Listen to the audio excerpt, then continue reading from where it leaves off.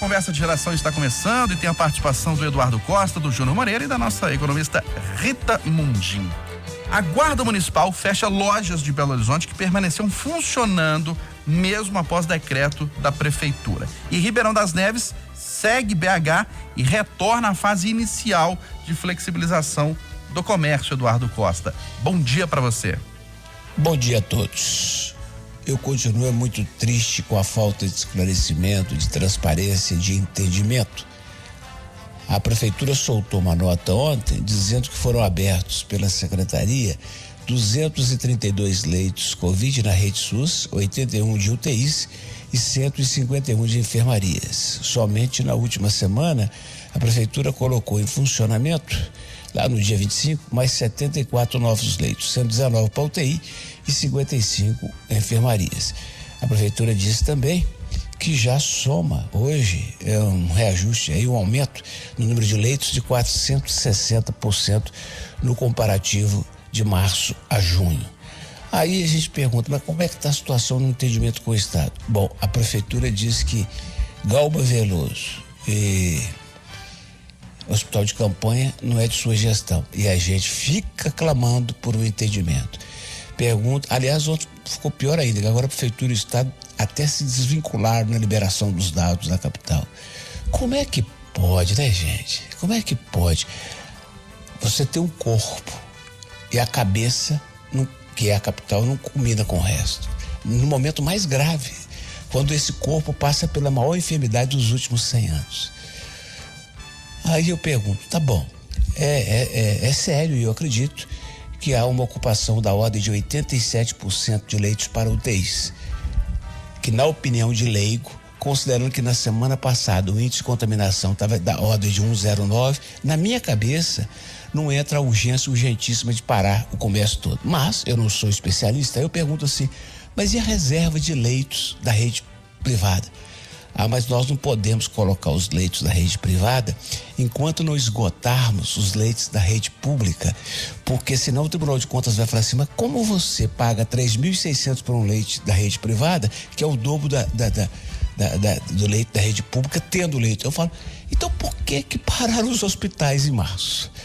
Por que proibiram os hospitais de realizarem cirurgias eletivas que estão fazendo falta, os tratamentos? Por que isolaram os hospitais?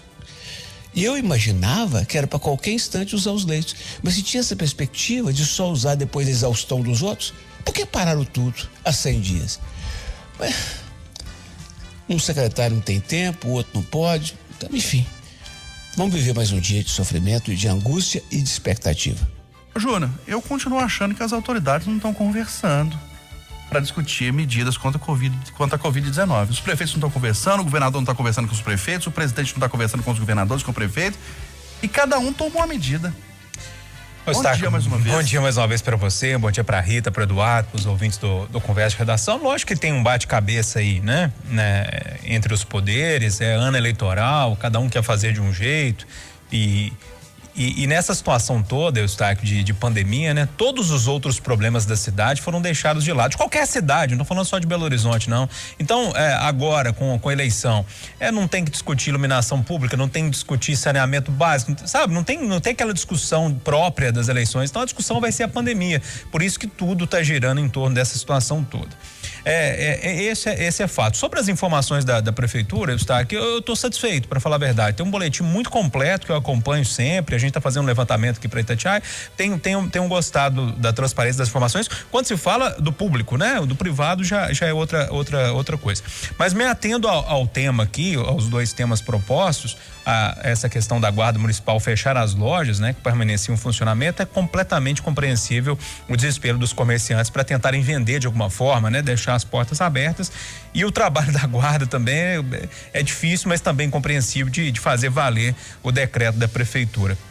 Sobre a decisão de Neves, Eustáquio, aí é bem legal porque mostra um certo comprometimento de conversa entre os prefeitos da região metropolitana, porque a Prefeitura de Belo Horizonte resolveu fechar, a de Contagem também resolveu ir na mesma esteira, Ribeirão das Neves também, ou seja, aquilo que a gente pedia, que a região metropolitana é uma só e precisa ser mais ou menos coordenada, pelo menos com essas 3 cidades, isso aconteceu, e tomara que isso se expanda, né? E essas decisões de pandemia, de fechamento, abertura do comércio, seja feita de forma mais aberta aí e que pegue mais estados, mais municípios aqui da região metropolitana.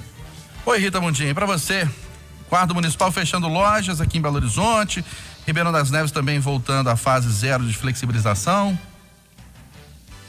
Pois é, e eu quero voltar também no que o Eduardo falou, que é muito sério. Quando a gente escuta, né, que é preciso que haja essa exaustão dos equipamentos públicos para que a rede privada seja acionada, aí a gente vê aquela questão crucial, é o caixa. Porque a gente tem aquele sentimento de que os hospitais privados, eles foram parados, estão preparados, mas não são acionados. E quando a gente olha lá o hospital de campanha, aonde que está tudo pegando? Na contratação de profissional, de gente. E sem os profissionais não adianta você ter o equipamento. Como que você vai ajudar a população se você não tem o essencial? Que são os médicos, as enfermeiras capazes e enfermeiros capazes de ajudar quem está precisando de ajuda médica, né? Aí bate aonde? No caixa, na pobreza, na quebradeira de estados, municípios e também nessa velocidade de repasse do dinheiro da União para a ponta. Então, eu acho que esse empurra com a barriga aí, ele passa pelo caixa, porque está todo mundo empurrando com a barriga para ver se não tem que contratar, se não tem que acionar, se não tem que ligar a chave, por exemplo, do hospital de campanha. Em relação à guarda municipal, né, o desespero dos comerciantes, ele leva à desobediência civil. E aí é esse trágico conflito entre quem tem que vigiar e quem precisa de trabalhar. E a lei, né? E a lei em cima da cabeça de quem tem que trabalhar e quem precisa de trabalhar. Mas no momento que nós vivemos, dada a precariedade, né, ou a possibilidade do colapso do sistema de saúde, aí entra a força, entra a guarda municipal tentando fazer valer a lei para que o sistema de saúde não entre em colapso. É um quadro muito triste, mas repito, passa pelo caixa. Ô Rita, e essa polêmica em torno do novo ministro da Educação? Ele nega a acusação de plágio na tese de mestrado dele e diz que permanece no comando do MEC. Ele falou que tinha pós-doutorado e não tem. Ele falou que tinha doutorado, mas só cumpriu o crédito, não teve a tese aprovada. E agora? Olha, em relação ao Decotelli, eu acho que ele não vai ficar, não vai nem tomar posse. Não foi à toa que a posse foi adiada, né? É lamentável que ele tenha prestado essas informações, porque a gente tem, por princípio, acreditar nas pessoas, ainda mais numa pessoa com a relevância dele, né? Então ele prestou informações sobre a vida acadêmica dele que foi desmentida pelas próprias academias. Então isso é muito sério e desmoraliza, né, o ministro da Educação antes mesmo dele tomar posse. Então eu acredito que ele não vai nem tomar posse. E o sistema aí não digo de segurança, mas do presidente Jair Bolsonaro, ele falhou, né, ao levantar a ficha e os dados de um ministro. Então tem esses dois pontos aí. Houve falha, né? Quer dizer, mas tem aquele negócio, você acredita na pessoa, ela que está falando, na hora que você faz seu currículo lá no CNPq, você acha que a pessoa está falando a verdade. Eu não sei se você concorda, Júnior, na entrevista que ele deu ontem após uma reunião com o Bolsonaro, ele estava visivelmente constrangido, desconcertado. Constrangedora aquela entrevista, eu demorei pelo menos umas 2 horas para ver a entrevista toda, porque eu começava a ver e ficava com vergonha, ficava constrangido, parava um pouquinho, voltava. Falei, meu Deus, como um senhor desse, tão respeitado no meio acadêmico, precisa passar por uma situação dessa, né? Por causa de mentira. E quando saiu a situação que ele não tinha doutorado, que a Faculdade de Rosário, Universidade de Rosário disse, eu falei, se não tem doutorado, não vai ter pós-doutorado também, né? Como é que você faz um pós se você não tem um primeiro? Não tem jeito, né? Tem como você fazer uma pós sem ter a graduação. E isso se concretizou.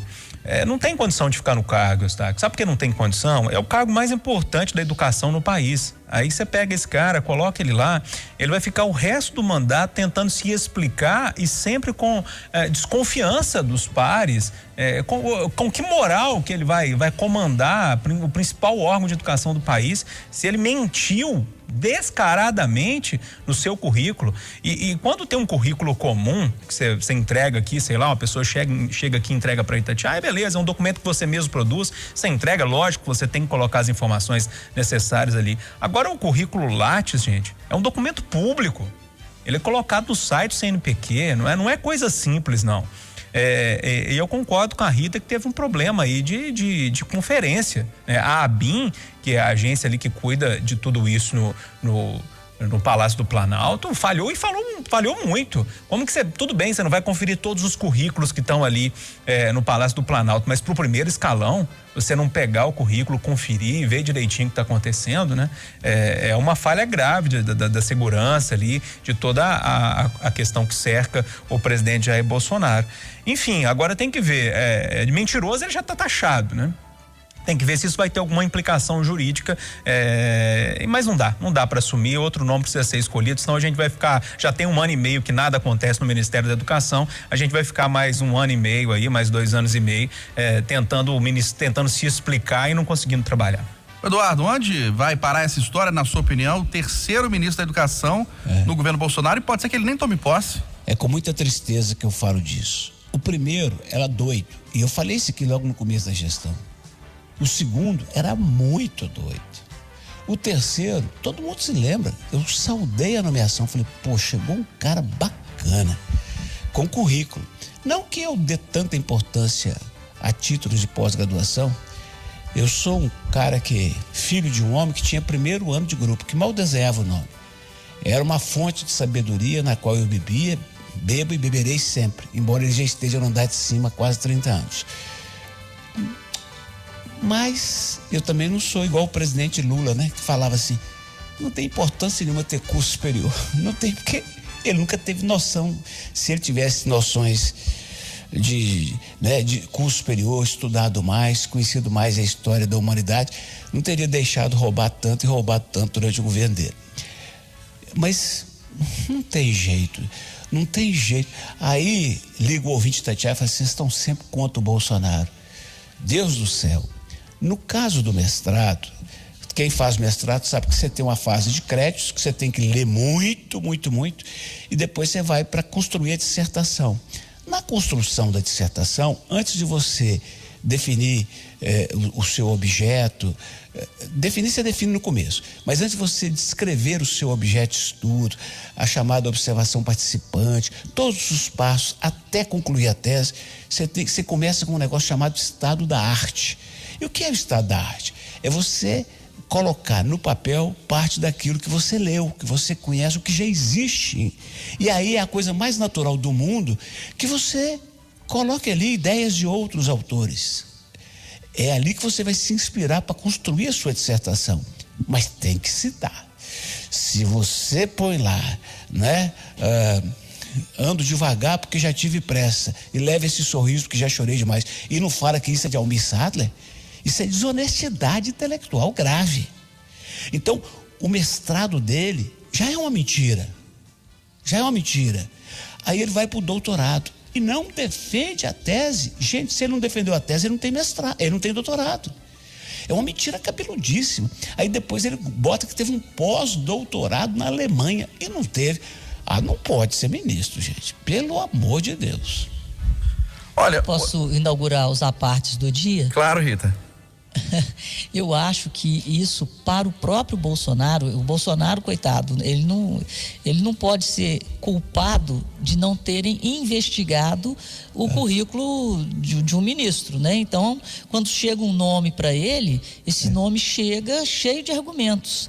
Então, eu acho que essa conta não é dele. E pela personalidade dele, deve ter sido ele, claro, que adiou a posse, porque eu não sei se ele vai. Eu acho que ele não tolera uma mentira atrás da outra nesse nível para o ministro da Educação. Ô Rita, eu já falei aqui 1 milhão de vezes que esse presidente precisava ter uma boa assessoria. Ontem, Rita, era o dia para ele dizer o seguinte, depois do encontro, ele falou assim, eu agradeci o seu Decotelli. Não, ele falou assim, eu ouvi algumas inconsistências, mas ele continua me dizendo, ele tá comprando para ele uma briga que não é dele. Eu concordo com você. Um presidente da República não tem obrigação de saber de detalhes, não. Mas agora ele tinha que falar, muito obrigado, seu Decotelli. Você concorda, Rita? Eu concordo, mas aí a gente vem o lado político, né? Deve ter um nome sendo estudado, aí você tem que dar tempo. Por que ele adiou? Então deve estar tendo uma costura para falar o nome do próximo, mas eu acho que ele não engoliu isso, não. Ele pode ter falado ontem para o Decotelli, eu ouvi, mas ele não terminou. Eu não gostei, eu não admito, mas seria ontem mesmo. Mas acredito que pelo clima político, ele está dando um tempo aí de negociação para que surja um outro nome e que, pelo amor de Deus, para que investiguem o próximo nome. Aqui pelo WhatsApp, o Tarcísio do Santa Efigênia está dizendo que a gente aqui na Conversa de Redação só procura coisas negativas para atingir o presidente. Por que vocês não mostram as coisas boas da gestão dele? É a opinião do Tarcísio do Santa Efigênia. Ele não escutou ontem, quando eu dei nota 10 para o presidente inaugurando a transposição das águas de São Francisco. Ele não escutou. Que pena que ele não escutou ontem.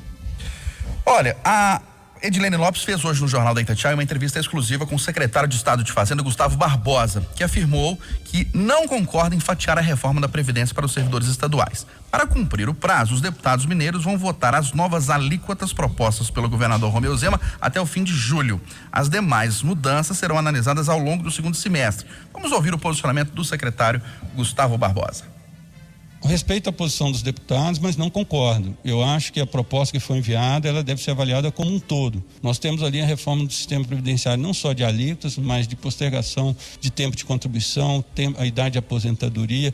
Enfim, você traz um regramento que tivemos, mais de 20 estados já fizeram, a União já fez. E com relação à questão da judicialização, é uma avaliação, enfim, os deputados têm o direito de fazer o que entenderem mais adequado. Nós entendemos que isso não deveria acontecer, porque, insisto, nós temos hoje um déficit de 20 bilhões de reais, ou seja, 1/3 da arrecadação vai para pagar um sistema previdenciário bastante oneroso à sociedade mineira. Olha, na entrevista, o secretário admitiu que a proposta vai acabar com direitos como o quinquênio.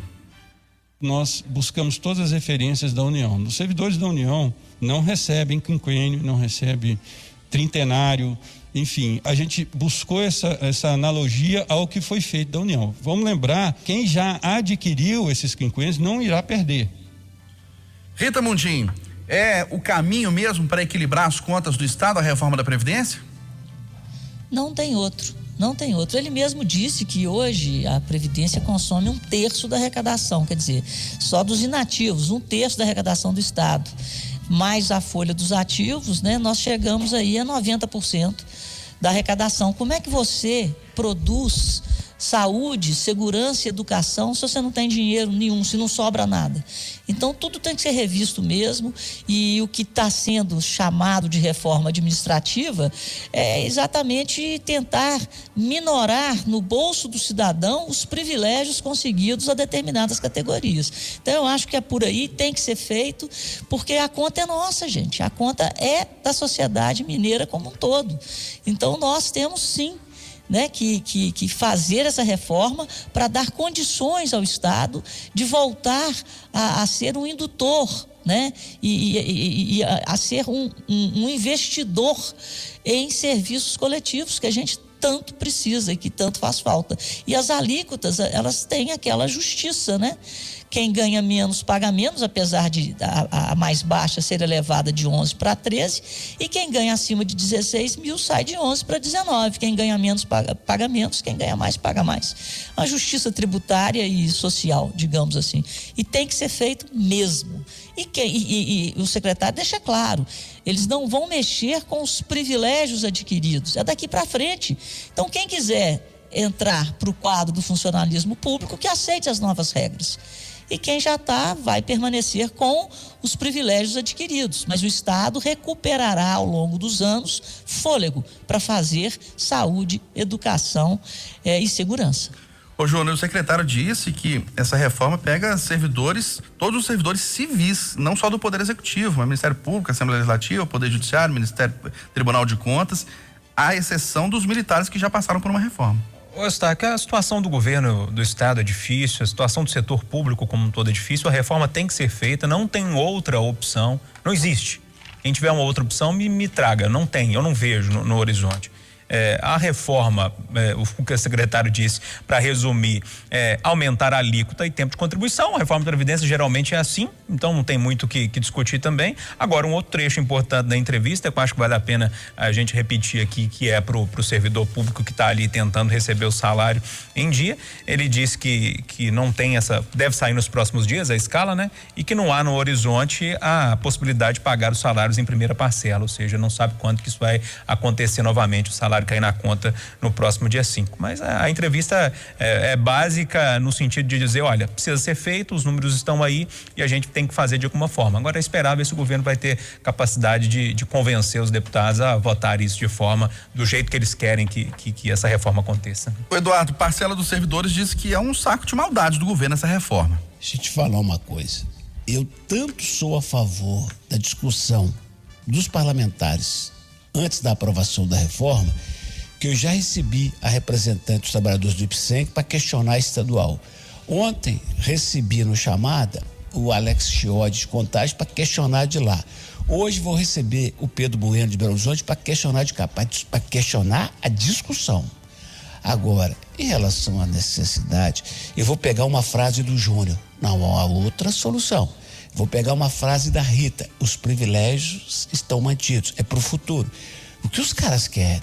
Eu lamento que um professor ganhe tão pouco e vá para a reforma perdendo mais. Um técnico de enfermagem e tal. Lamento que as distorções criadas ao longo de décadas, para não dizer séculos, serão mantidas na reforma. Não tem outro caminho. Agora, sabe o que me tira do sério mesmo, meu caro Eustáquio Ramos? Grupos de lideranças e militares irem ao presidente da Assembleia para dizer que nas reformas administrativas, porque previdenciárias já tiveram em boas condições lá em Brasília, em condições ótimas, posso dizer, que se mexer, que eles podem fazer uma greve. Eu gosto do pessoal da ASPA, eu gosto do senhor deputado Gonzaga, eles estão de brincadeira. E como nós temos deputados fracos, governo fraco, se bater o pé é capaz dessa turma afinar. Aí, eu só preciso lembrar uma coisa para eles. Por enquanto tá tendo o dinheiro da pandemia, viu? O Zema tá pegando o dinheiro da pandemia para pagar o salário. E quando a pandemia acabar? Pelo amor de Deus. 8h58 em